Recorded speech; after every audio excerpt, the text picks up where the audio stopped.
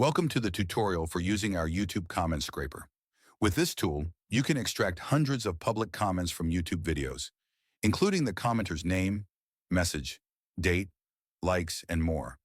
Perfect for sentiment analysis, content research, or uncovering trending opinions. Step 1. Set up your scraping targets. Paste one or more YouTube video URLs or IDs, line by line, or upload a CSV, TXT, or Excel file with multiple entries. Then choose your preferred language. Select how comments should be sorted by most recent or most liked, and define the maximum number of comments to collect per video. Step 2. Final summary. Before starting, double-check your settings. Scraping targets, language, sort type, comment limit. Once confirmed, click Start Scraping and let the system do the work. The result includes powerful insights like video info, comment content, author details, engagement stats, and reply relationships, all structured and ready for analysis.